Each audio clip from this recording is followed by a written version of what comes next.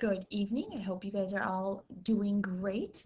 We are going to continue here with another podcast on significant figures, on adding and subtracting. And then we're going to move on to multiplying and dividing. Now, hopefully you've got a really good handle on how many significant figures there are in a number when you start to look at it. So adding and subtracting, like we've talked about in this chapter, we're just going to be learning all sorts of rules. What are the rules for all of these things? So in adding and subtracting, we are going to be taking a look that we are going to be rounding the number with the smallest number of decimal places. So as I take a look at these numbers over here, I think you guys can agree that I have this first one to the hundredths place, this one's to the tenths, and this one's to the thousandth. So the smallest number of decimal places is going to be to the tenths. So I'm going to do the math. I'm not going to change the rules on that.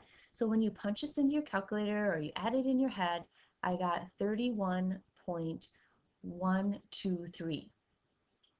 Now what that's going to tell the world is that every instrument you use could measure to the thousandth place. Well, if we look at our data, we can see that we had one piece of equipment that only could read to the tenths. So I need to round all of this to the tenths. So this is going to be 31.1. And that will be my final recorded answer for this problem. So we just do the same thing. On the next one, I'm going to do the math. And when I do the math, I get 13.35. And then when I take a look at my smallest number of decimal places, again, I have it to the tenths place. And so I'm going to take a look. Here's the tenths place to that 3 is going to change because of the 5 after it. So my recorded answer is actually going to be 13.4. So whether it's adding or subtracting, the rule is the same. You just go to the smallest number of decimal places. Now, you guys can see that this one is to the ones place. So when I plug this into the calculator, I get 22.668. Well, the least number of decimal places is to the ones because there isn't any numbers after this. So I need to look at this ones place right here. And yes, that 6 after is going to change this to a 23. And that would be my correct answer for adding and subtracting significant figures. So you have a homework assignment on this, plus a quiz, and that's all it is. Don't make it any more difficult than this. So make sure you got this down first. So I would go ahead and I would do this homework, and then I would probably make sure that you do the multiplying and dividing next so that you have that. But I'm going to continue on this podcast since it is fairly short, I think. So multiplying and dividing sig figs.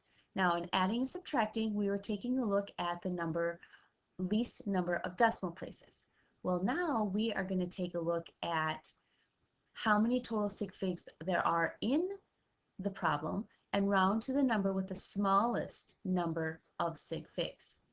So I would take 4.56 times 1.4, put it in my handy dandy calculator, and it miraculously comes out with 6.384.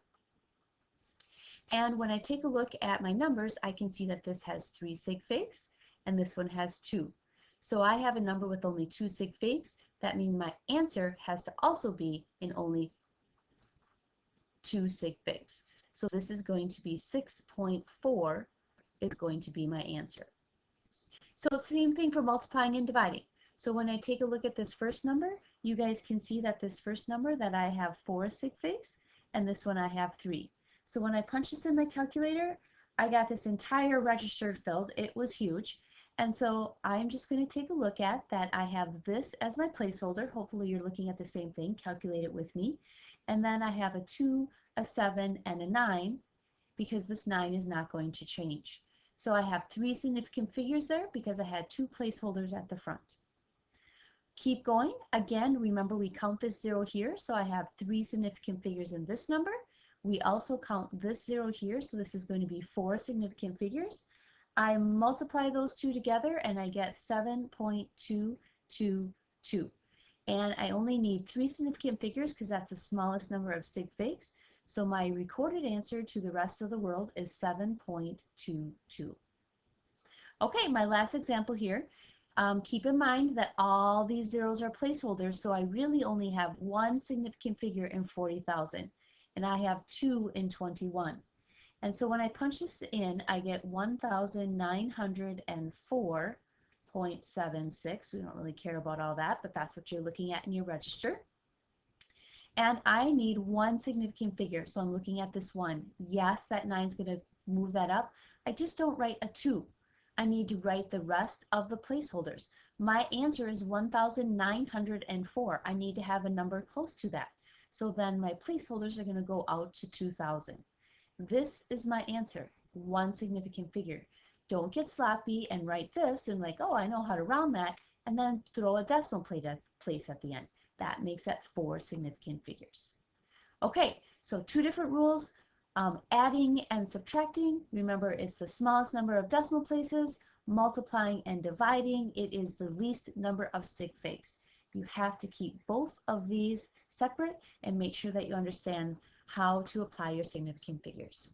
All right, you guys have a wonderful night, and I will see you soon.